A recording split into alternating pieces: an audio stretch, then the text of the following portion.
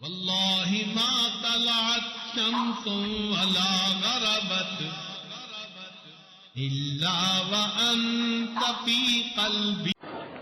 الحمد لله وكفى وسلام على عباده الذين اصطفى أما بعد أعوذ بالله من الشيطان الرجيم بسم الله الرحمن الرحيم بل الإنسان على نفسه بصيرا ولو ألقى معاذيره. سبحان ربك رب العزة عما يصفون وسلام على المرسلين والحمد لله رب العالمين. اللهم صل على سيدنا محمد وعلى آل سيدنا محمد وبارك وسلم.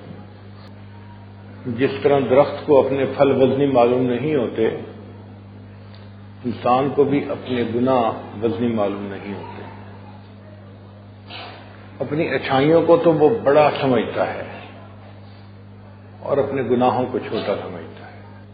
ہمارے مشائخ نے اپنی کتابوں میں لکھا ہے کہ جب اللہ تعالیٰ کسی بندے کے ساتھ خیر کا معاملہ کرتے ہیں تو اس کے عیب اس کی نظر میں واضح کر دیتے ہیں،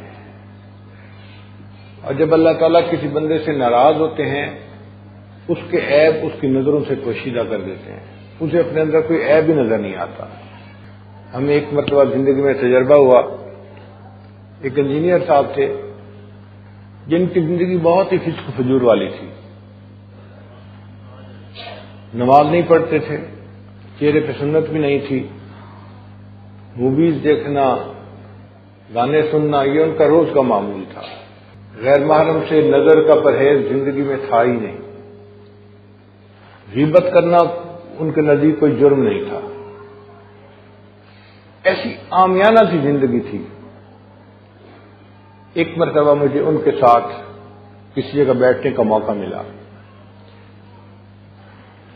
وقت تھا چند منٹ کا، تو میں نے ان کے سامنے توبہ اور استغفار کے عنوان سے گفتگو کی، اور پھر یہ کہا کہ بھئی ہمیں چاہیے کہ ہم اپنی غلطیوں پہ اللہ کے سامنے استغفار کریں، توبہ کریں اور معافی مانگیں. میری بات سننے کے بعد وہ کہنے لگے کہ آپ نے بڑی اچھی بات کی ہے، اس بات نے میرے دل پہ بڑا اثر کیا ہے. سچی بات تو یہ ہے کہ اپنے ارادے سے تو کبھی گناہ کیا نہیں، بغیر ارادے کے کوئی ہو گیا ہو تو اللہ مجھے معاف کر دے.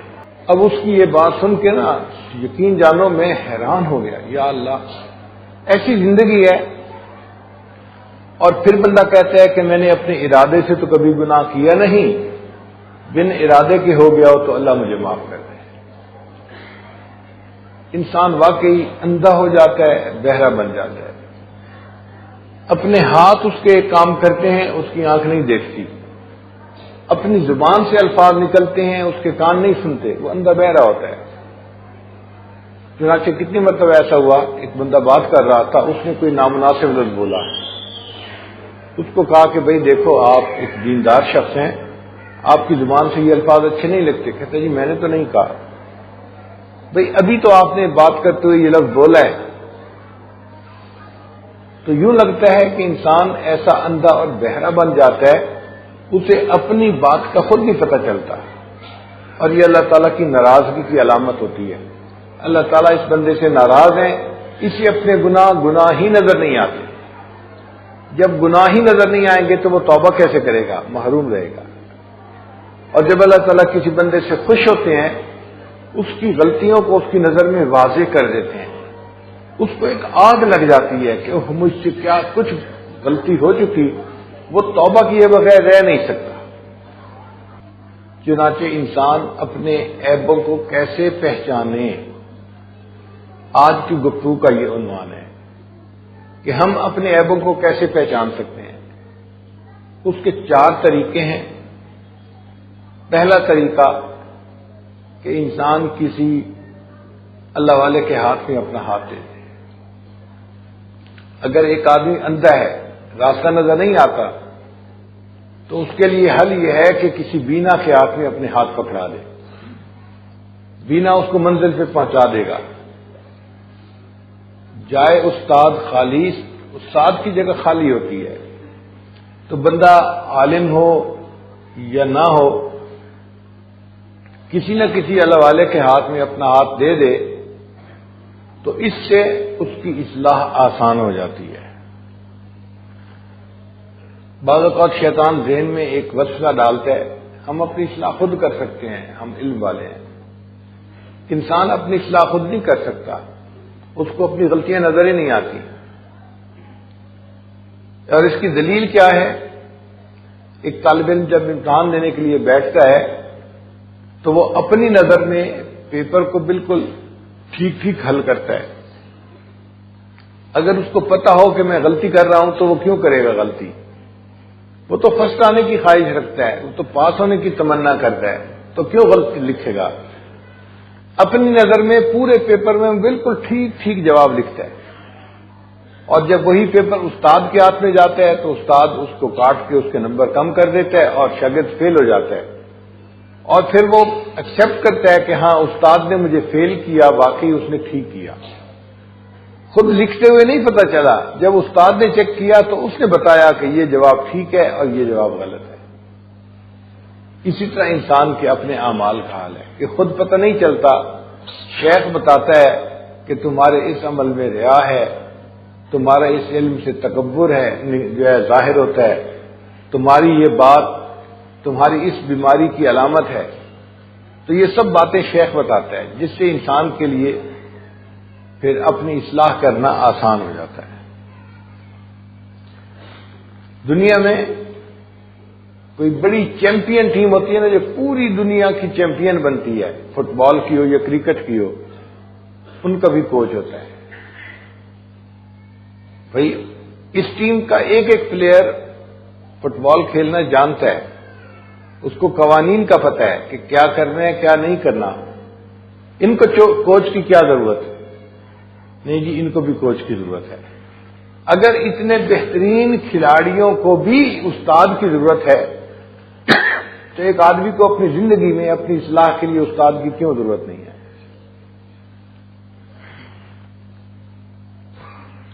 اللہ تعالیٰ نے نبی علیہ الصلوۃ والسلام کی تربیت فرمائی اور نبی علیہ الصلوۃ والسلام نے صحابہ کرام کی تربیت فرمائی۔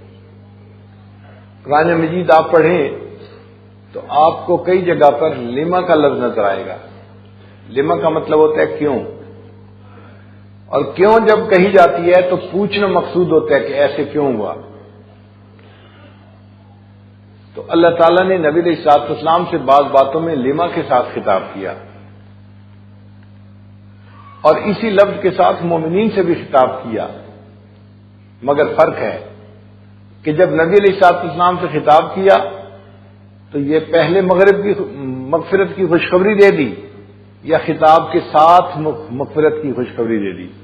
کیونکہ اللہ رب العزت جانتے تھے کہ نبی علیہ الصلوۃ والسلام کے دل میں اتنی خشیت تھی کہ بغیر مغفرت کی خوشخبری کے لما سے خطاب کر دیا تو شاید برداشت کرنا مشکل ہو جائے گا۔ اس لیے فرمایا اف اللہ عنک لما اذنت لهم، اللہ آپ کو معاف کر دے، آپ نے ان کو کیوں اجازت دی؟ تو دیکھو مقصد تھا پوچھنا کہ آپ نے اجازت کیوں دی، پہلے مغفرت کا ساتھ خوشخبری دے دی۔ اف اللہ عنک لما اذنت لهم۔ دوسری جگہ اللہ تعالیٰ پوچھنا چاہتے ہیں اپنے محبوب صلی اللہ علیہ وسلم سے تو فرماتے ہیں یا ایھا النبی لما تحرم ما احل اللہ لک تبتغی مرضات ازواجک واللہ غفور الرحیم۔ تو دیکھو بات کے آخر پہ بتا دیا کہ اللہ غفور اور رحیم ہے، وہ معاف کر دے گا، مگر آپ نے ایسا کیوں کیا؟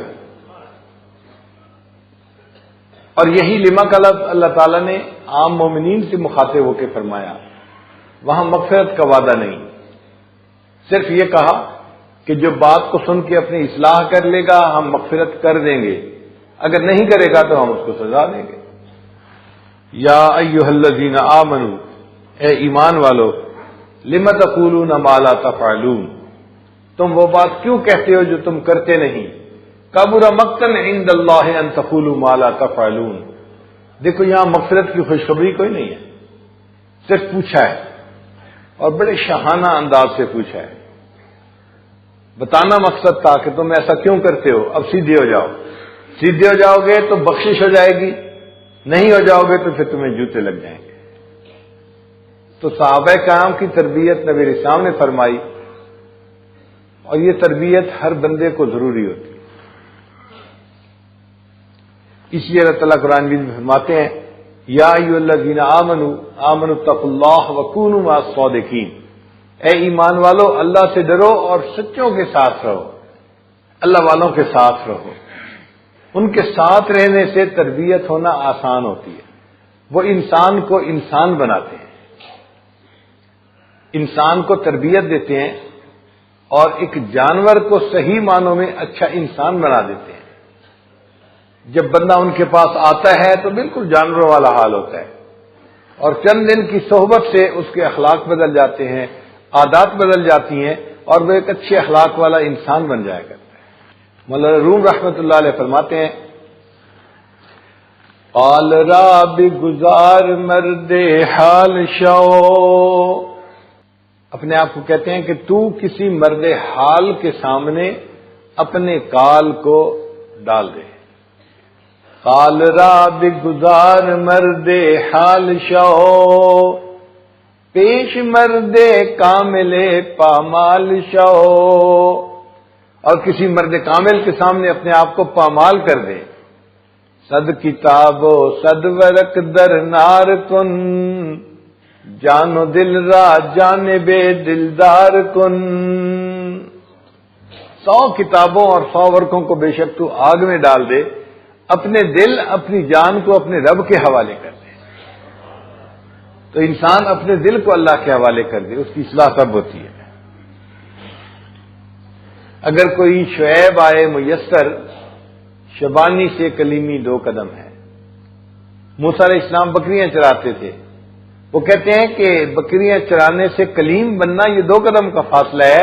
اگر کوئی شعیب آئے میسر، اگر شعیب کوئی مل جائے، کوئی شیخ مل جائے۔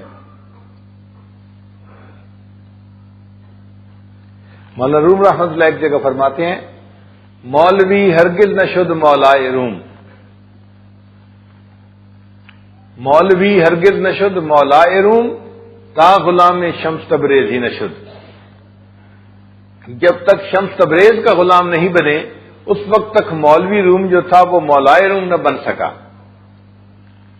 اللہ تعالیٰ نے ان کو بہت روحانیت عطا فرمائی اپنے شیخ کی صحبت کی وجہ سے۔ علاقائی زبان کے ہمارے ایک شاعر کہتے ہیں کہ اے دوست تو اپنے شیخ کے ہاتھ میں گیلی مٹی کی طرح بن کے آ جا، جیسے گیلی مٹی ہوتی ہے نا، تو گیلی مٹی بن کے اپنے شیخ کے ہاتھ میں آ جا، وہ تمہاری شکل ایک پیالے کی شکل میں ڈھال دیں گے، تمہیں پیالے کی شکل میں ڈھال دیں گے، پھر اس مٹی کے پیالے کو وہ آگ کے اندر ڈالیں گے، اور تجھے یہ مجاہدہ برداشت کرنا پڑے گا۔ اگر تو پک کے تیار ہو جائے گا تو پھر تجھے اپنا مقصود حاصل ہو جائے گا۔ مٹی بن کے کمیار دے وس پئیے، تے پیالے والڑا بھیس وٹا لئیے،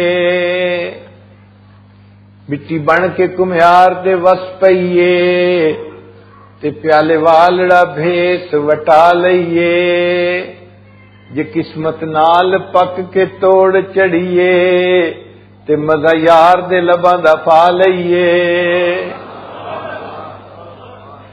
اگر اس آگ میں پک کے ہم پیالہ بن گئے تو پھر وہ بھی دن آئے گا کہ جب یار کے لبوں سے ہمیں بھی لگنے کا موقع مل جائے گا۔ تو یہ مجاہدہ برداشت کرنا پڑتا ہے، اور اس طرح انسان کی تربیت ہوتی ہے۔ جو لوگ حج پہ جاتے ہیں وہ جانتے ہیں کہ وہاں پہ مینا سے عرفات جاتے ہوئے یا واپس آتے ہوئے بسوں پہ جاتے ہیں حاجی لوگ، ہر بس کے ساتھ ایک مرشد ہوتا ہے، اس کا نام انہوں نے مرشد ہی رکھا ہوا ہوتا ہے۔ عربی لوگ کہتے ہیں کہ حاجی نہیں جا سکتے جب تک مرشد نہیں آئے گا۔ تو میں نے ایک دفعہ پوچھا ایک عربی سے کہ بھئی مرشد کون ہوتا ہے؟ وہ کہنے لگے جی وہ راستہ دکھاتا ہے، اس کو پتہ ہے کہ حج کے دنوں میں کون سے راستے بند ہیں کون سے کھلے ہیں، وہ چونکہ راستوں سے واقف ہے تو بس کو بڑے آرام سے وہ ایک خیمے سے دوسرے خیمے تک پہنچا دیتا ہے. تو بھئی ہماری زبان میں بھی مرشد اسی بندے کو کہتے ہیں جو اللہ تعالیٰ تک پہنچنے کا راستہ جانتا ہے، خود پہنچ چکا ہے. وہ مرید کا ہاتھ پکڑتا ہے اور اسے بڑے آسانی کے ساتھ اللہ رب العزت کی منزل تک پہنچا دیتا ہے.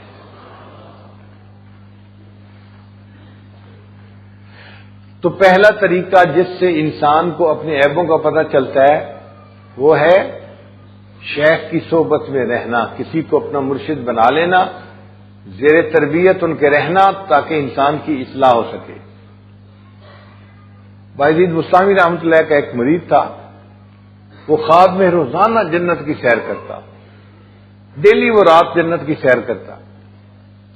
اس نے لوگوں کو بتانا شروع کر دیا، میں تو روز جنت کی سیر کرتا ہوں، یہ دیکھتا ہوں، یہ دیکھتا ہوں، یہ دیکھتا ہوں، پوری رات جنت کے نظارے دیکھتا رہتا ہوں. بایزید بستامی رحمۃ اللہ کو بھی بات کا پتہ چلا. وہ سمجھ گئے کہ شیطان اس بہانے اس کے اندر عجب پیدا کرنا چاہتا ہے، خود پسندی پیدا کرنا چاہتا ہے، اور جب خود پسندی پیدا ہو گئی تو یہ بندہ تباہ ہو جائے گا. اتفاقاً ایک دن وہ مرید حضرت کو ملنے کے لیے آ گیا تو حضرت نے اس سے پوچھ لیا، میں نے سنا ہے آپ خواب میں جنت دیکھتے ہیں. اس نے کہا جی میرے اوپر اللہ کا بڑا فضل ہے، بڑا کرم ہے، اللہ کی خاص نظر ہے میرے اوپر. میں تو بس رات کو سوتا ہوں تو جنت کی سیر ہی کرتا رہتا ہوں. حضرت نے بات سن کے فرمایا اچھا اب اگر تو جنت دیکھے نا تو اس وقت لا حول ولا قوت الا باللہ پڑھ لیا کرنا. اس کو دل میں برا لگا کہ میرے شیخ میرے ساتھ جیلس ہو گئے ہیں، حسد کر رہے ہیں، اس لیے مجھے کہہ رہے ہیں کہ جب تم جنت کو دیکھنا تو لا حول ولا پڑھنا. حضرت نے فرمایا کہ بس اب تم جاؤ اور اگر خواب میں جنت دیکھو تو تم لا حول پڑھنا، پھر دیکھنا کیا ہوتا ہے. پھر اگلی رات اس نے خواب میں وہی نظارہ جنت کا دیکھا، ایک باغ ہے، خوبصورت ہے، مکان ہے، جو جنت میں نعمتیں تھیں وہی ساری چیزیں خواب میں وہ دیکھ رہا تھا. اب یہ شیخ کی توجہ تھی اور شیخ کی دعا تھی کہ خواب میں اس کو خیال آ گیا وہ میرے شیخ نے کہا تھا کہ جب تمہیں یہ خواب آئے تو تم لا حول ولا پڑھنا. تو اس نے لا حول ولا قوت الا باللہ پڑھا، جو منظر تھا سارا کا سارا ختم ہو گیا. شیطان اسے خواب میں یہ منظر دکھا کے اس کو برباد کرنا چاہتا تھا، شیخ کی برکت سے اللہ تعالیٰ نے اس کو شیطان کے مکر سے بچا لیا. تو اپنے عیب معلوم کرنے کا پہلا طریقہ شیخ کامل کی صحبت میں رہنا. اور دوسرا طریقہ یہ ہے کہ کسی نیک بندے کو اپنا دوست بنا لینا. جس آدمی کے دوست نیک ہوتے ہیں وہ اس کو نیکی کے اوپر رکھتے ہیں، کھینچتے رہتے ہیں. بھئی آپ نماز میں نظر نہیں آئے مسجد میں، کہاں تھے؟ تو انسان باجماعت نماز پڑھتا ہے، دین کے کام میں لگا رہتا ہے. حدیث مبارکہ ہے المرء علی دین خلیلہ، انسان اپنے دوست کے دین پر ہوتا ہے. اللہ تعالیٰ نے صحابہ کرام کا تربیتی مزاج بنایا تھا، وہ ایک دوسرے کو تربیت اور اصلاح کی باتیں کرنے میں کوئی حجاب محسوس نہیں کرتے تھے. جو کرتا تھا ہمدردی کے ساتھ کرتا تھا، اور جس کو کی جاتی تھی وہ اس کو اپنا محسن سمجھتا تھا کہ اس نے میرے ساتھ بھلا کیا، احسان کیا کہ مجھے میرے عیب سے مطلع کر دیا. آج تو آپ کسی بندے کو بتائیں کہ یہ آپ ایسے نہیں ایسے کیا کریں، وہ اپنے آپ وہ سمجھتا ہے کہ یہ میرا دشمن بن گیا ہے. میں اسے سمجھوں ہوں دشمن جو مجھے سمجھائے ہے. ماں باپ بچے کو سمجھاتے ہیں، بچہ ماں باپ کو دشمن سمجھتا ہے. بڑا بھائی سمجھاتا ہے چھوٹے کو، چھوٹا بڑے بھائی کو دشمن سمجھتا ہے. لیکن صحابہ کرام کا مزاج ایسا تھا کہ ان کو اگر کوئی بات بتاتا تھا تو وہ اس کو اپنا محسن سمجھتے تھے. ایک مرتبہ حضرت عمر رضی اللہ تعالیٰ عنہ جمعہ کی نماز پڑھانے کے لیے تشریف لائے. امیر المومنین تھے اور ان کے پاس دو چادریں تھیں، ایک چادر انہوں نے باندھی تھی، ایک چادر لپیٹی ہوئی تھی. انہوں نے جمعے کا خطبہ دیا. جمعے کا خطبہ دینے کے بعد ایک بوڑھا آدمی کھڑا ہوا، امیر المومنین ہم آپ کی بات نہیں مانا کریں گے، آپ ہمیں یہ بتائیں کہ سب لوگوں میں ایک ایک چادر تقسیم ہوئی ہے بیت المال کی طرف سے، تو آپ کے پاس دو چادریں کیوں آ گئیں؟ آپ نے لوگوں کو ایک چادر دی اور خود 2 چادریں لے لی، یہ تو ناانصافی ہے۔ تو حضرت عمر رضی اللہ عنہ نے یہ سنا، آپ ان سے ناراض نہیں ہوئے۔ آپ کے بیٹے عبداللہ ابن عمر رضی اللہ عنہ سامنے بیٹھے تھے، آپ نے ان کو کہا کہ بھئی آپ اٹھ کے بتائیں۔ تو عبداللہ ابن عمر رضی اللہ عنہ اٹھے اور انہوں نے کہا کہ دیکھو بھائی، ایک ایک چادر سب میں تقسیم ہوئی، میرے والد کو بھی ایک چادر ملی، مجھے بھی ایک چادر ملی، مگر میں نے اپنی چادر کا تحفہ اپنے والد کو پیش کر دیا، اس لیے ان کے پاس 2 چادریں ہیں۔ تو دیکھیے عمر رضی اللہ عنہ کو مجمع کے اندر ٹوکا گیا اور عمر رضی اللہ عنہ نے اس پر کوئی ناراضگی کا اظہار نہیں فرمایا۔ اس لیے حضرت عمر رضی اللہ عنہ جس بندے کو گورنر بناتے تھے اس کی رپورٹ لیا کرتے تھے کہ بھئی کیسا کام کر رہا ہے، تاکہ اگر سمجھانے کی ضرورت پیش آئے تو اس کو سمجھا دیا جائے۔ ایک مرتبہ ایک صحابی تھے جو شام کا ایک شہر ہے حمص، اس کے گورنر تھے، ان کا نام تھا حضرت سعید رضی اللہ تعالیٰ عنہ۔ حضرت عمر رضی اللہ عنہ ان کے علاقے میں گئے، لوگوں سے بات چیت کی، بھئی سناؤ گورنر صاحب کیسا کام کر رہے ہیں؟ لوگ نے کہا جی بہت اچھے انسان ہیں، بہت نیک انسان ہیں، بہت رقیق القلب انسان ہیں، اچھے اخلاق والے انسان ہیں، ہم ان کی تعریف کا حق ادا کر ہی نہیں سکتے جس سے اچھے انسان ہیں، لیکن ان کی 3 باتوں پہ ہمیں اعتراض ہے۔ حضرت عمر رضی اللہ عنہ نے پوچھا بھئی کون سی 3 باتیں؟ جی پہلی بات تو یہ کہ وہ صبح لیٹ آتے ہیں اپنے دفتر میں، یعنی 8 بجے دفتر کھل جانا چاہیے، مگر وہ تو جی 11 بجے دفتر آتے ہیں، لیٹ آتے ہیں، ہمیں سمجھ نہیں آتی کہ وہ لیٹ کیوں آتے ہیں اپنے دفتر میں۔ دوسرا، وہ دن کو تو سارے لوگوں کی باتیں سنتے ہیں، ان کے کام کرتے ہیں، کہتے ہیں رات کو میرے پاس کوئی نہ آیا کرے، رات کو کسی کی رپورٹ نہیں سنتے، کسی کو ملنے کا موقع نہیں دیتے، یہ بھی ہمیں سمجھ میں نہیں آتا۔ اور تیسرا یہ کہ جمعہ کا دن وہ چھٹی کرتے ہیں اور کہتے ہیں کہ جمعے کے دن میں نے دفتر کا کوئی کام نہیں کرنا، تو ہمیں یہ بات بھی سمجھ میں نہیں آتی۔ حضرت عمر رضی اللہ عنہ نے کہا اچھا میں ان سے ملوں گا تو پوچھوں گا۔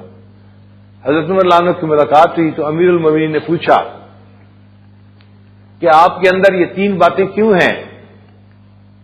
ان کا حضرت بات یہ ہے کہ میرے گھر میں کوئی میرا خادم نہیں ہے، میں اپنے گھر کے کام گورنر ہو کر خود اپنے ہاتھوں سے کرتا ہوں، صبح اٹھتا ہوں، گھر کی صفائی کرتا ہوں، اپنے برتن دھوتا ہوں، اپنا کھانا بناتا ہوں، خود سارے کام کرتا ہوں، اور اس میں مجھے تھوڑا ٹائم لگتا ہے، تو میں دن میں تقریباً 11 بجے فارغ ہوتا ہوں کام کر کے، اور اس کے بعد میں دفتر آ جاتا ہوں دفتر کے کام کرنے کے لیے۔ حضرت عمر رضی اللہ عنہ نے پوچھا کہ یہ بتاؤ کہ دن میں تو آپ لوگوں کی باتیں سنتے ہو، رات میں لوگوں کی باتیں نہیں سنتے؟ ان کا امیر المومنین میں نے اپنی زندگی کے وقت کو تقسیم کیا ہوا ہے، دن کا وقت میں نے اللہ کے بندوں کے لیے تقسیم کر دیا ہے، اور رات کے وقت میں نے اپنے اللہ کے لیے جو ہے نا وہ چن لیا ہے، تو پوری رات میں اپنے رب کی عبادت کرتا ہوں، اس لیے میں رات کو کسی بندے سے نہیں ملتا۔ عمر اللہ نے مطمئن ہو گئے۔ اچھا یہ بتاؤ کہ جمعے کو چھٹی کیوں کرتے ہو؟ امیر المومنین آپ جو کپڑے میرے اوپر دیکھ رہے ہیں نا، میرے پاس صرف یہی 2 کپڑے ہیں اور کوئی اسپیئر جوڑا نہیں ہے، میں پورا ہفتہ یہ کپڑے پہنتا ہوں تو یہ میلے ہو جاتے ہیں، پھر جب جمعے کا دن آتا ہے تو مجھے ان کپڑوں کو دھونا پڑتا ہے، میں تہبند باندھ لیتا ہوں اور ان کپڑوں کو خود دھو لیتا ہوں اور پھر ان کو خشک کرتا ہوں، پھر میں نہاتا ہوں اور کپڑے بدلتا ہوں۔ اب مجھے اس سارے کام کے لیے دن فارغ چاہیے، اس لیے میں ہفتے میں 1 دن چھٹی کر لیتا ہوں۔ تو عمر رضی اللہ عنہ فرمانے لگے میں اللہ کا شکر ادا کرتا ہوں کہ جس نے مجھے ایسے بندے گورنر چننے کے لیے توفیق عطا فرمائی کہ جو اللہ کے اتنے نیک بندے ہیں اور تقوی کی زندگی گزارنے والے ہیں۔ حضرت عمر رضی اللہ عنہ فرمایا کرتے تھے کہ جو شخص میرے پاس میرے عیبوں کا تحفہ لائے گا میں اس کے لیے بخشش کی دعا کروں گا، جو شخص میرے پاس میرے عیبوں کا تحفہ لائے گا میں اس کے لیے بخشش کی دعا کروں گا۔ آج ہمیں کوئی ہماری غلطی بتائے تو ہم فوراً ناراض ہونا شروع ہو جاتے ہیں، ان حضرات کا ریسپانس دیکھو کیسا تھا، جو شخص میرے پاس میرے عیوب کا تحفہ لائے گا میں اس کے لیے بخشش کی دعا کروں گا۔ تو انسان اپنے دوست سے اپنے بھائی سے بھی اپنی اصلاح کا کام لے سکتا ہے۔ اور ایک تیسرا طریقہ ہے اپنے عیبوں کو معلوم کرنے کا، وہ ہے دشمنوں کی زبانی عیب معلوم ہونا۔ ہر بندے کے کچھ دشمن، مخالفین، حاسدین ہوتے ہیں، اور انہوں نے بندے کے اوپر خوردبین لگائی ہوتی ہے، مائکروسکوپ لگائی ہوتی ہے، اور اس کی چھوٹی چھوٹی چیزوں کو بڑا کر کر کے وہ پیش کر رہے ہوتے ہیں۔ تو ان کے ذریعے سے بھی بندے کو اپنے عیبوں کا پتہ چلتا ہے۔ بعض بزرگوں نے کتابوں میں لکھا ہے، جب اللہ تعالیٰ کسی بندے کی دعا قبول کرتے ہیں، اس کے اوپر تھانے دار کو متعین کر دیتے ہیں۔ تھانے دار کا کیا مطلب؟ قریبی دوستوں میں، عزیزوں میں، رشتہ داروں میں کوئی بندہ ایسا ہوتا ہے جو ان کی ایک ایک بات پہ نظر رکھتا ہے، اور اچھائی بیان کرے یا نہ کرے ان کی برائی ضرور بیان کرتا ہے۔ تو یہ جو تھانے دار متعین ہیں، ان سے بھی انسان فائدہ اٹھائے کہ بھئی اگر وہ کوئی بات کر رہے ہیں تو انہوں نے پر کا ہی پرندہ بنایا ہوگا، تو پر کیوں تھا؟ مجھے پر کو بھی ختم کرنا ہے۔ تو ان حاسدین اور مخالفین کی زبانی بھی انسان اپنے عیب معلوم کر سکتا ہے۔ حضرت مولانا رشید احمد گنگوئی رحمۃ اللہ علیہ آخری عمر میں موتیا بند آنے کی وجہ سے نابینا ہو گئے تھے، خود کتاب کا مطالعہ نہیں کر سکتے تھے، تو وہ ایک شاگرد کو ساتھ رکھتے تھے، اور جو ڈاک آتی تھی وہ ڈاک اس کو کہتے تھے پڑھ کے سناؤ، اور اس کا جواب لکھوا دیا کرتے تھے۔ اب جو خطوط تھے ان میں کئی مرتبہ مخالفین کے خط بھی ہوتے تھے، اور مخالفین خوب ان کو گالیاں نکالتے تھے۔ اب شاگرد کے لیے ایسی تحریر کو پڑھنا مشکل تھا۔ ایک دن اس نے کہا کہ حضرت، میں ان مخالفین کا خط پڑھ کے آپ کو نہیں سناؤں گا، یہ بدتمیز لوگ، بے قدرے لوگ ہیں، ان کو آپ کا پتہ ہی نہیں کہ اللہ نے آپ کو تو بڑا علم عطا فرمایا ہے، یہ آپ کے بارے میں ایسے زبان چلاتے ہیں اور غلط باتیں لکھتے ہیں، مجھے پڑھنا بھی مشکل نظر آتا ہے۔ حضرت پھر اس بچے کو کہتے نہیں تم مجھے سناؤ۔ ایک دن اس نے کہا کہ حضرت آپ مخالفین کے خط کیوں سنتے ہیں؟ حضرت نے فرمایا اس لیے، ہو سکتا ہے اس نے کسی ایسی بات کی نشاندہی کی ہو جس کی طرف میری توجہ نہ ہو، اس کی بات سن کے مجھے اپنی غلطی کو ٹھیک کرنے کا موقع مل جائے گا۔ ہمارے حضرت خواجہ محمد عبد المالک صدیقی رحمۃ اللہ علیہ، خانوال شریف والے، جو حضرت مرشد عالم رحمۃ اللہ علیہ کے شیخ تھے، ان کو عمر کے آخری حصے میں اللہ تعالیٰ نے مالی اعتبار سے خوب فراخی عطا فرمائی تھی، اور اس پر ان کے بعد جو پیر بھائی تھے، یعنی ان کے جو دوسرے حضرت کے خلفاء تھے، ان کو بڑا تکلیف محسوس ہوتی تھی، اور وہ ان کے اوپر باتیں کرتے رہتے تھے کہ جی اتنی ڈھیل پھیل ہو گئی ہے مال پیسے کی، تو اب تو لگتا ہے کہ اللہ ان سے روٹھ گیا، اب تو دنیا ان سے خوش ہو گئی، اب تو یہ دنیا میں لگ گئے، اب تو یہ دنیا میں لگ گئے۔ اللہ والوں کے پاس پیسہ نہ ہو تو لوگ اعتراض کرتے ہیں جی کنگلے ہیں، کچھ تلے نہیں ہیں، اور اگر اللہ ان کو دے دے تو ہضم نہیں ہوتا، پھر اعتراض کرتے ہیں جی کہ یہ تو دنیا دار ہیں، پیسہ کیوں آ گیا؟ بھئی اللہ نے رزق رکھا ہے، اگر دے دیا تو آپ کو تکلیف کیوں ہو رہی ہے؟ اگر ان کے دل میں مال کی محبت نہیں تو پھر اللہ ان کو اگر کروڑوں بھی عطا فرما دے تو اس میں کون سا مسئلہ ہے؟ ہمارے بزرگ تھے خواجہ عبید اللہ احرار رحمۃ اللہ علیہ، اللہ نے اتنا مال دیا تھا کہ ان کے جو گھوڑے تھے وہ سونے کے کھوٹوں پر باندھے جاتے تھے، لوہے کے کھوٹے نہیں، سونے کے کھوٹے بنائے جاتے تھے ان کے گھوڑوں کے لیے، اللہ نے اتنا مال دیا تھا، مگر ان کے دل میں مال کی محبت نہیں تھی۔ مولانا جامی رحمۃ اللہ علیہ ایک بڑے بزرگ گزرے ہیں، وہ ایک مرتبہ ان کو ملنے کے لیے گئے۔ اب جب ملنے کے لیے گئے تو دیکھا کہ قالین بچھے ہوئے ہیں اور بہترین مجلس ہے اور ایسے شاہانہ انداز ہے، تو مولانا جامی رحمۃ اللہ علیہ عالم تھے، انہوں نے کہا نہ مرد است آں کہ دنیا دوست باشد، وہ بندہ مرد نہیں ہو سکتا، اللہ کا ولی نہیں ہو سکتا جو دنیا کو دوست بنائے۔ یہاں تو ریل پھیل نظر آ رہی ہے دنیا کی، اور یہ فکرہ پڑھ کے وہ وہاں سے واپس آ گئے کہ یہاں سے مجھے کیا فیض ملنا ہے۔ راستے میں ایک جگہ آرام کر لیے، سوئے تو انہوں نے خواب دیکھا کہ معاشر کا دن ہے اور بہت سارے حق والوں نے مولانا جامی رحمۃ اللہ کو گھیرا ہوا ہے، بھئی ہمارا حق دینا ہے، ہمارا حق دینا ہے، ہمارا حق دینا ہے۔ اب وہ حق کا مطالبہ کرنے والے اتنے لوگ تھے کہ اگر یہ اپنی ساری نیکیاں ان کو دے دیتے تو بھی پوری نہ آتی. تو مولانا جامی رحمۃ اللہ گھبرائے کہ اب میرا حشر کیا بنے گا.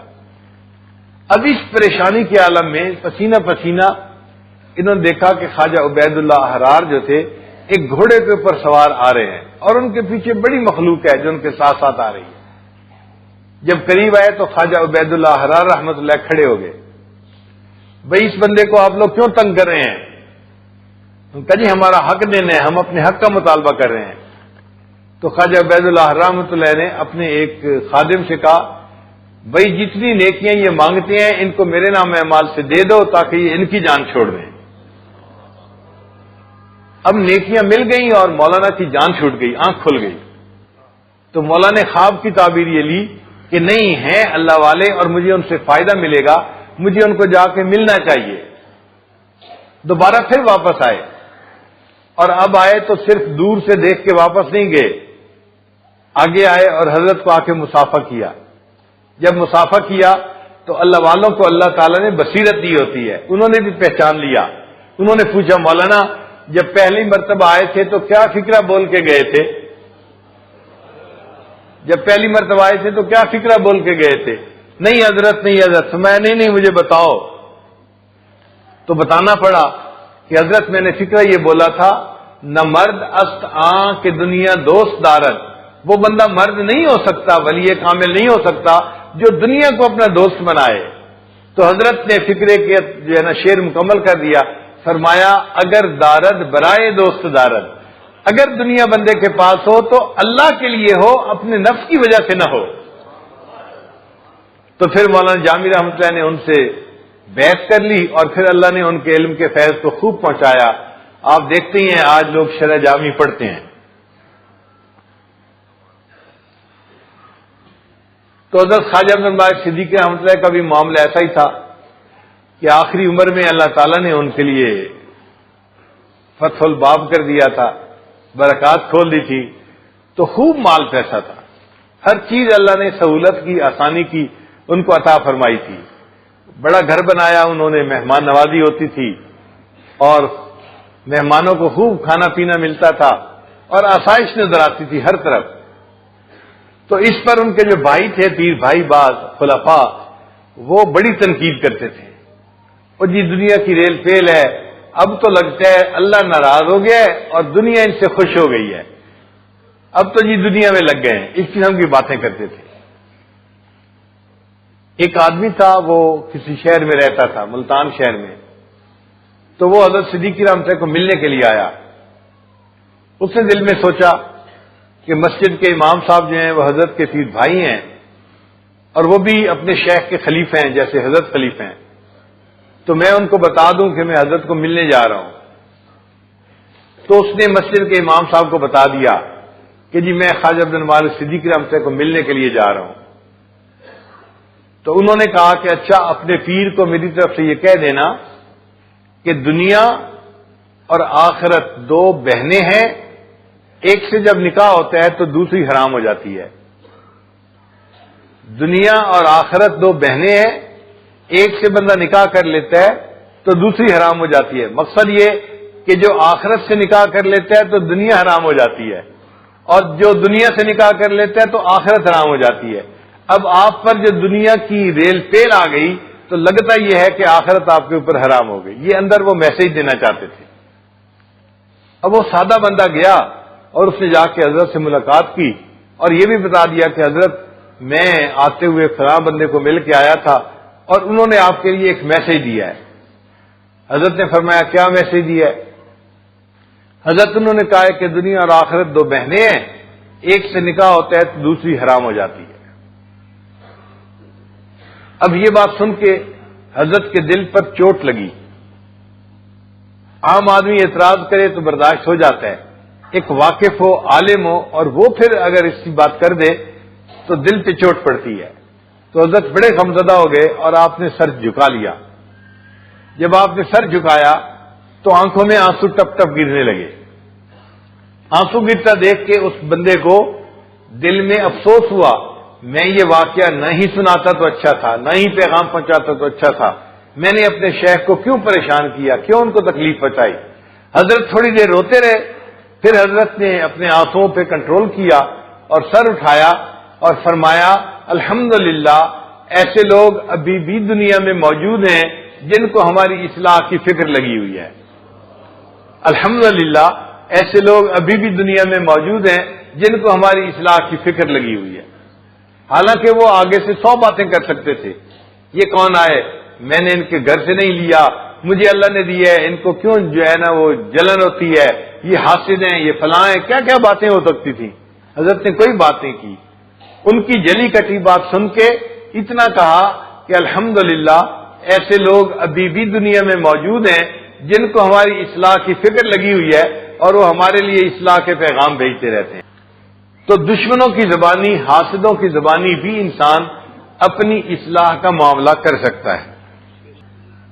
چوتھا طریقہ ہے دوسروں کی غلطیوں سے عبرت پکڑنا۔ جو عقل مند لوگ ہوتا ہے، سعید بندہ ہوتا ہے، وہ دوسرے کی غلطی سے سبق سیکھ لیتا ہے کہ بھئی فلاں نے ایسا کیا اور اس کو ذلت ملی، میں نے ایسا نہیں کرنا۔ اور جب بیوقوف ہوتا ہے وہ اپنی غلطی سے بھی نہیں سیکھتا۔ شریعت نے جو حکم دیا کہ اگر حد قائم کی جائے کسی بندے پر قتل کی، زنا کی، تو مجمع کو اکٹھا ہونا چاہیے۔ تو مجمع کو شریعت نے اکٹھا ہونے کی کیوں حکم دیا؟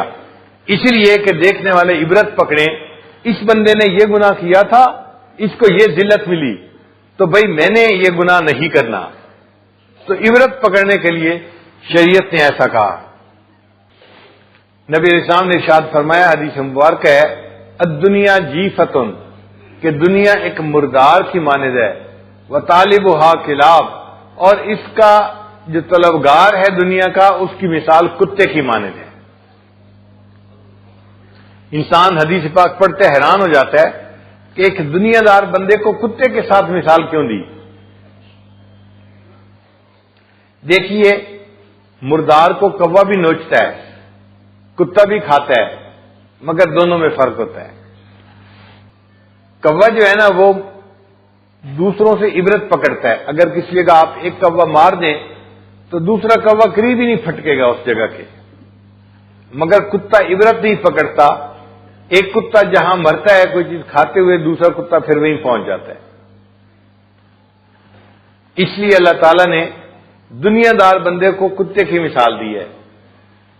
اگر آپ دیکھیں تو کتے میں اور دنیا دار بندے میں کتنی چیزیں مشابہت والی ہوتی ہیں۔ مثال کے طور پہ کتا چاہتا ہے کہ میں سارا مردار خود کھا لوں، اور دنیا دار بھی یہ چاہتا ہے کہ میں اپنے شریک کا سارا پیسہ خود اکیلا کھا جاؤں، اس کی بھی یہی کوشش ہوتی ہے۔ کتا گوشت بھی کھاتا ہے اور ہڈیوں کو بھی چوستا ہے، اور دنیا دار بندہ وہ بھی اس کا مال بھی کھاتا ہے اور اس کے اوپر سود بھی کھا جاتا ہے۔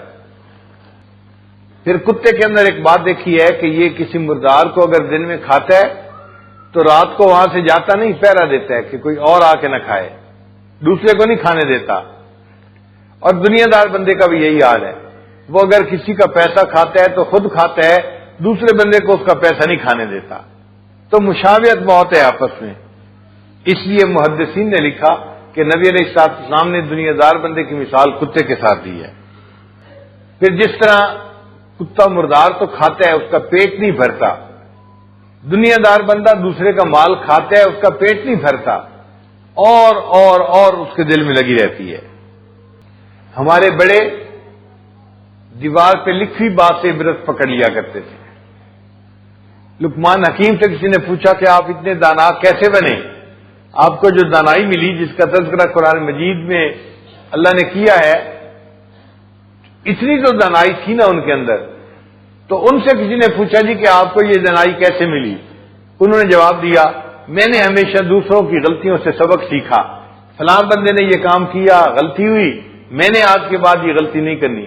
غلطی کوئی کرتا تھا، سبق میں سیکھتا تھا، اس کی وجہ سے اللہ نے مجھے دانائی عطا فرما دی۔ اور ایک پانچواں طریقہ ہے اپنے عیب معلوم کرنے کا، وہ ہے اپنا محاسبہ کرنا۔ حاسبو قبل ان تحاسبو، حدیث پاک میں فرمایا کہ تم اپنا محاسبہ کرو اس سے پہلے کہ تمہارا محاسبہ کیا جائے۔ تو انسان اپنے بارے میں خود سوچے بیٹھ کے. اللہ تعالیٰ بندے پر مہربانی فرما دیتے ہیں اور اس کے عیب اس کی نظر میں واضح فرما دیتے ہیں. ایک عالم نے برہان الدین غریب رحمۃ اللہ سے کہا کہ حضرت، میں اپنے جتنے عیبوں کی اصلاح کرتا ہوں مجھے اپنے اندر اتنے عیب اور نظر آتے ہیں، پھر ان کی اصلاح کرتا ہوں تو اور اپنے اندر عیب نظر آتے ہیں. تو انہوں نے جواب دیا کہ مومن کامل کی پہچان یہی ہے، وہ جتنے عیبوں کو درست کرتا جاتا ہے اتنے عیب اور نظر آتے ہیں، اللہ اس کو اس کے عیب دکھاتا ہے تاکہ میرے بندے کی اصلاح کامل ہو جائے. عجیب بات ہے کہ انسان کو دوسروں کے عیبوں کا شک ہو جائے تو انسان دوسروں سے نفرت کرنے لگ جاتا ہے، اور اپنے عیبوں کا یقین ہوتا ہے پھر بھی اپنے نفس سے محبت کرتا ہے. دوسروں کا شک ہونے پہ ان سے نفرت کرنی شروع کر دیتا ہے، اور اپنے عیبوں کا یقین ہوتا ہے پھر بھی اپنے نفس سے محبت کرتا ہے. امام ربانی حضرت مجدد ثانی رحمۃ اللہ نے فرمایا ہے کہ بندے کو چاہیے کہ اپنے کو دوسروں سے کمتر سمجھے، اپنے کو دوسروں سے کمتر سمجھے. فرمایا عمر میں چھوٹا ہو یا بڑا ہو، نیک ہو یا بد ہو، اگر کوئی چھوٹا ہے اس سے کمتر کیسے سمجھے؟ اس کی مثال یہ ہے کہ ذہن میں یہ سوچے اس کی تو عمر ہی چھوٹی ہے، اس نے تو ابھی اتنے گناہ کیے ہی نہیں جتنے گناہ میں کر چکا ہوں، تو مجھ سے تو یہ بندہ زیادہ بہتر ہے، کم عمر ہونے کی وجہ سے اس کو گناہ کا موقع ہی نہیں ملا. اور اگر عمر بڑی ہے تو یہ سوچے کہ اس بندے کو تو اللہ نے نیکیاں کرنے کا بہت لمبا وقت دیا، یہ تو جی 80 سال کا ہو گیا، میری تو پھر عمر ہی 20 سال ہے، تو مجھ سے تو یہ بہت اعلیٰ ہے، میں تو اس کے درجے کو پہنچ ہی نہیں سکتا. تو عمر میں بڑے کو بھی اپنے سے اچھا سمجھے اور عمر میں چھوٹے کو بھی اپنے سے اچھا سمجھے. پھر فرماتے ہیں کہ نیکوکار کو بھی اپنے سے اچھا سمجھے اور بدکار کو بھی اچھا سمجھے. بھئی نیکوکار کو اچھا سمجھنا تو سمجھ میں آتا ہے، بدکار کو کیسے سمجھے اچھا؟ وہ اس لیے کہ اگر وہ بندہ اخلاص کے ساتھ توبہ کر لے گا تو حدیث پاک میں ہے اللہ تعالیٰ اس کے گناہوں کو اس کی نیکیوں میں تبدیل فرما دیں گے. تو جو سب سے بدکار ہوگا وہ سب سے زیادہ نیکوکار بن جائے گا. پھر فرماتے ہیں کہ بندہ اپنے آپ کو جانور سے بھی بدتر سمجھے.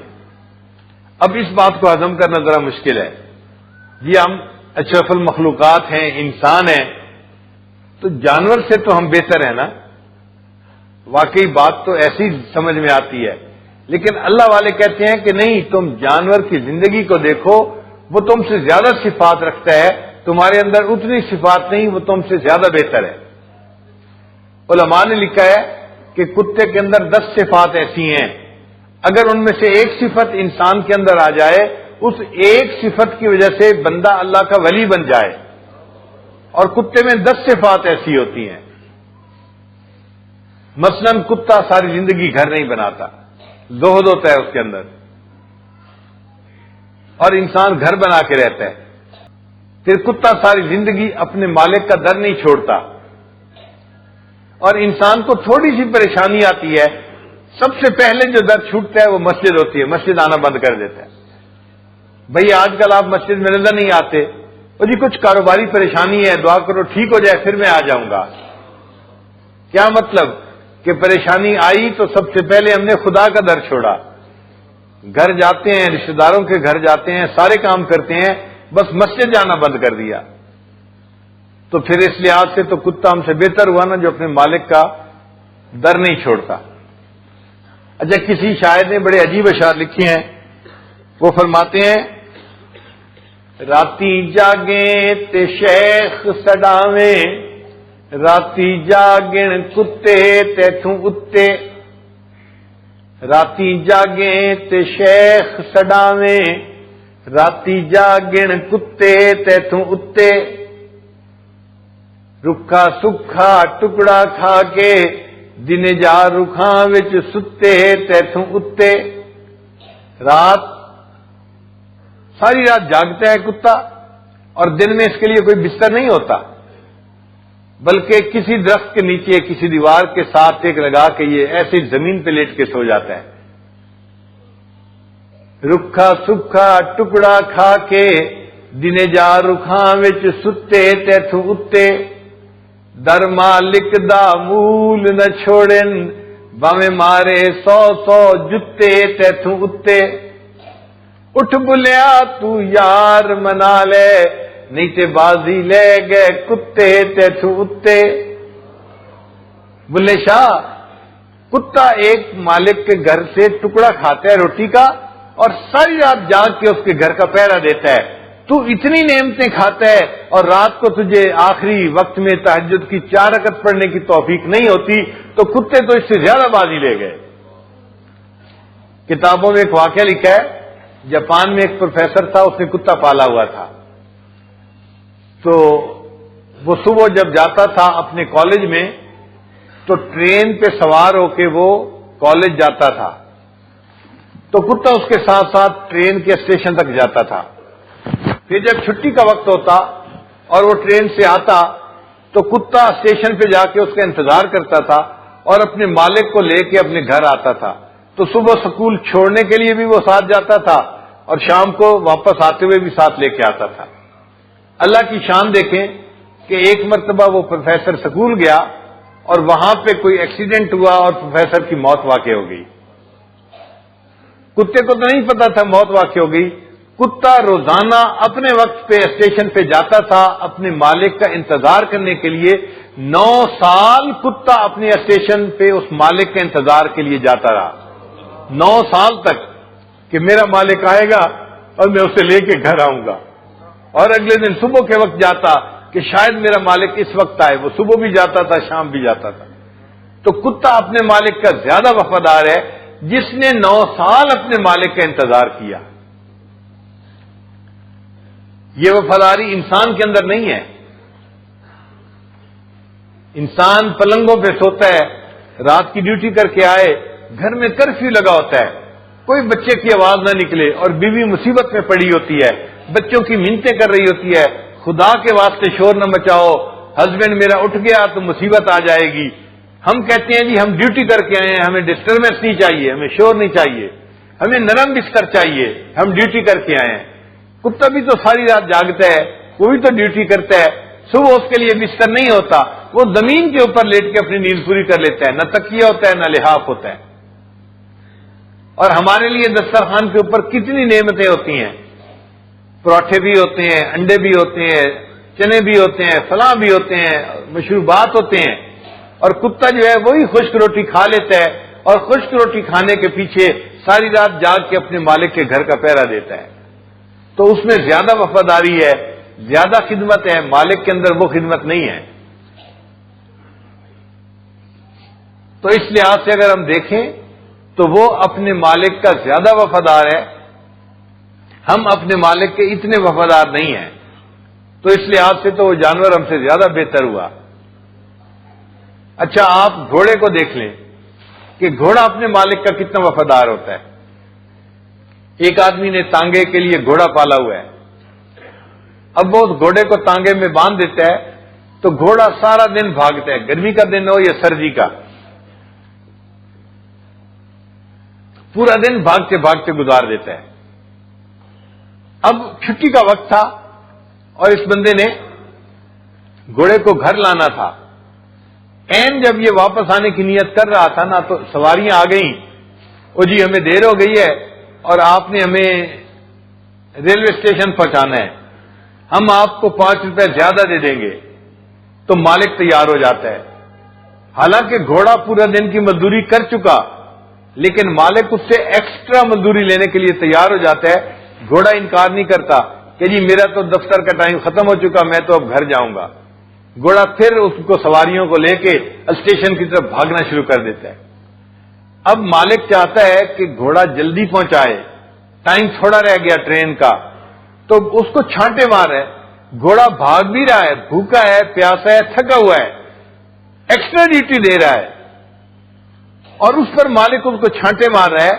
اور گھوڑا اعتراض نہیں کر سکتا, جناب آپ مجھے کیوں چھانٹے مار رہے ہو, اگر دیر سے آئے تو یہ سواریوں کا قصور ہے, میرا قصور نہیں ہے, میں تو بھاگ رہا ہوں. اور اس بھاگنے کے دوران اگر اس گھوڑے کو لیڈ کرنے کی ضرورت پیش آئی تو گھوڑے کو کھڑے ہونے کی اجازت نہیں ہے. گھوڑا بھاگ بھی رہا ہوتا ہے، لیڈ بھی کر رہا ہوتا ہے، اپنے مالک کو ڈیوٹی دینے سے نہ نہیں کر رہا ہوتا۔ اب بھاگ بھاگ کے وہ تیز بھاگ کے اسٹیشن تک پہنچا، سواریاں تو چلی گئی ٹرین میں، لیکن مالک جو تھا وہ نیچے اترا اور لگا اپنے کام میں کسی میں، تو گھوڑے کو پیاس لگی ہوئی تھی، وہ اپنے مالک سے پانی نہیں مانگتا، قریب گندی نالی کا پانی تھا، وہ اسی پانی کو پینا شروع کر دیتا ہے۔ وہ گھوڑا اپنے مالک سے یہ مطالبہ نہیں کرتا، جناب میں نے سارا دن بھاگ بھاگ کے آپ کی خدمت کی ہے، آپ مجھے پانی بھی نہیں پلا سکتے۔ جب اس کو مالک دیکھتا ہے کہ یہ گندی نالی کا پانی پی رہا ہے تو مالک کو خیال آتا ہے، پھر وہ بالٹی پانی کی بھر کے لاتا ہے کہ گھوڑا پی لے۔ گھر آتا ہے تو بیوی بتاتی ہے کہ وہ جو گھاس دے جاتا تھا نا، اس نے کہا ہے کہ جی آج میں آدھی گھاس کاٹ سکا ہوں، پوری نہیں، تو مالک اس کو آدھا کھانا دیتا ہے۔ گھوڑا نہیں کہہ سکتا جناب میں نے تو ایکسٹرا بھی کام کیا تھا، آپ کو تو چاہیے تھا مجھے کھانا پورا دیتے، آپ نے تو مجھے کھانا بھی نہیں دیا۔ وہ جو اس کو مل جاتا ہے وہ اتنا گھاس کھا کے صبر سے کھڑا ہو جاتا ہے۔ واپس آئے، سردیوں کی لمبی رات تھی، مالک تھکا ہوا تھا، اس نے گھوڑے کو باہر باندھا اور جا کے گھر کے اندر لیٹ گیا۔ اب اس کے لیے گرم کھانا بھی ہے، اس کے لیے لحاف بھی ہے، نرم تکیہ بھی ہے۔ وہ اپنی بیوی بچوں کے ساتھ آرام کی نیند سو گیا اور اسے یاد ہی نہ رہا کہ میں نے بھی گھوڑے کو کمرے میں باندھنا تھا۔ سردیوں کی لمبی رات، گھوڑا پوری رات سردی کے اندر ٹھٹھرتا رہتا ہے، اپنے مالک کو آواز دے کے نہیں بلا سکتا جناب آپ آئیں اور مجھے کمرے کے اندر باندھیں۔ پھر ساری رات بے آرامی میں اس کی گزرتی ہے۔ اگلے دن وہ میڈیکل لیو نہیں لے سکتا، جناب آج میری طبیعت ناساز ہے، ساری رات سونے کا موقع نہیں ملا، میں آج ڈیوٹی نہیں کر سکتا۔ اگلے دن پھر اس کو گھوڑے میں باندھا جاتا ہے، تانگے میں، اور گھوڑا بندھنے کے لیے تیار ہو جاتا ہے۔ تو دیکھیے گھوڑا اپنے مالک کا کتنا وفادار ہے۔ ہم تو اپنے آقا کے اتنے وفادار نہیں ہیں، بلکہ کتابوں میں لکھا ہے علماء نے کہ جس گھوڑے کو مالک پالتا ہے کہ میں اس کی پیٹھ پر بیٹھ کر جہاد کروں گا اللہ کے راستے میں، تو وہ گھوڑا اپنے مالک کا خیال کرتا ہے۔ مالک پیٹھ پہ سوار ہوا اور گھوڑے کو لے کے چلتا ہے۔ اب دشمن کے سامنے صفیں کھڑی ہو گئیں تو گھوڑا جو ہے تیار ہے۔ جیسے ہی جنگ شروع ہوئی تو گھوڑا بھاگتا ہے دشمن کی صفوں کی طرف، سامنے سے دشمن تیر برساتا ہے، نیزے پھینکتا ہے، اور یہ نیزے سوار کو نہیں لگتے، گھوڑے کو لگ رہے ہوتے ہیں۔ گھوڑے کے جسم سے خون نکل رہا ہوتا ہے، خون کے فوارے چھوٹ رہے ہوتے ہیں۔ اگر وہ گھوڑا چاہتا تو بھاگ کے وہاں سے واپس چلا جاتا، مگر وہ مالک کے اشارے کو پہچانتا ہے کہ مالک چاہتا ہے کہ میں نے تجھے پالا تھا اس وقت کے لیے، اب تو آگے بڑھ اور آگے جو ہے دشمن کے قریب مجھے پہنچا تاکہ میں ان کے ساتھ لڑائی کر سکوں۔ گھوڑا اپنے جسم پہ نیزہ اور تلوار کے وار برداشت کرتا ہے، اپنا خون بہا دیتا ہے، مگر اپنے مالک کے اشارے کو پورا کر کے دکھا دیتا ہے، مالک تو نے مجھے پالا تھا، آج میں نے اس رزق کا جو ہے احسان چکا دیا۔ کیا ہم اپنے مالک کے ایسے وفادار ہیں؟ ہم دیا تو اللہ کا کھاتے ہیں، لیکن جب اللہ کے دین کا کام ہوتا ہے تو ہم تو سروزہ بھی نہیں لگا پاتے اللہ کے راستے میں۔ ہمیں دین کا کام کرنا کتنا مشکل نظر آتا ہے۔ گھوڑے کو دیکھا کہ جب وہ دشمن کے ساتھ لڑتا ہے، سامنے تلوار ہو، نیزہ ہو، توپ ہو، تفنگ ہو، کوئی چیز ہو، اپنی جان پہ کھیل جاتا ہے، مگر مالک کا وہ جو پاؤں کا اشارہ ہوتا ہے نا کہ آگے بڑھنا ہے تو نے، اس کا لحاظ کرتا ہے اور مالک کے بات کو پورا کر کے دکھاتا ہے۔ کاش کہ جتنی وفا گھوڑے کے اندر تھی ہمارے اندر ہوتی تو ہم بھی ایک اچھے انسان بن کے زندگی گزارتے۔ تو اس لحاظ سے دیکھیں تو کتا بھی اپنے مالک کا زیادہ وفادار ہے اور گھوڑا بھی اپنے مالک کا زیادہ وفادار ہے۔ ہمارے اندر یہ خوبیاں نہیں ہیں جو ان کے اندر ہیں۔ اس کو کہتے ہیں اپنا محاسبہ کرنا۔ اب اس گھوڑے نے جو اپنے مالک کے ساتھ اتنی وفا دکھائی، اس پر اللہ تعالیٰ کو بہت خوشی ہوئی، بہت خوشی ہوئی۔ اللہ تعالیٰ نے قرآن مجید میں اس گھوڑے کے پاؤں سے جو مٹی اڑتی ہے نا، گرد اڑتی ہے، اس کی قسمیں کھائیں، والعادیات ضبحا فالموریات قدحا فالمغیرات صبحا۔ اللہ اس گھوڑے کے پاؤں سے لگ کے جو اڑنے والی مٹی ہے اس کی بھی قسمیں کھا رہے ہیں۔ یہ میرا وفادار جانور ہے، اس نے مالک کے ساتھ کتنی وفا کی، میں اس کی وفا کی وجہ سے قرآن مجید میں اس کے پاؤں سے لگنے والی مٹی کی بھی قسمیں کھا رہا ہوں. کاش کہ یہ وفا ہمارے اندر ہوتی تو ہم بھی ایک اچھے انسان بن کے زندگی گزارتے. تو اپنے عیبوں کو ڈھونڈنے کے یہ 5 طریقے ہیں. اللہ کرے کہ ہم اس کے ذریعے سے اپنی غلطیوں کو دیکھیں اور اپنی اصلاح کی ہمیں فکر لگ جائے. جب تک اپنی اصلاح کی فکر نہیں ہوگی ہمیں دوسروں میں عیب نظر آئیں گے اور اپنا آپ سب سے اچھا نظر آئے گا. بہادر شاہ ظفر کا شاہانہ کلام ہے. فرماتے ہیں نہ تھی اپنی برائیوں کی جو خبر رہ دیکھتے اوروں کے عیب و ہنر. نہ تھی اپنی برائیوں کی جو خبر رہ دیکھتے اوروں کے عیب و ہنر. پڑی اپنی برائیوں پہ جو نظر تو نگاہ میں کوئی برا نہ رہا. جب اپنی غلطیوں پہ نظر پڑتی ہے پھر بندے کو سب اچھے نظر آنے لگ جاتے ہیں, سب اچھے ہیں.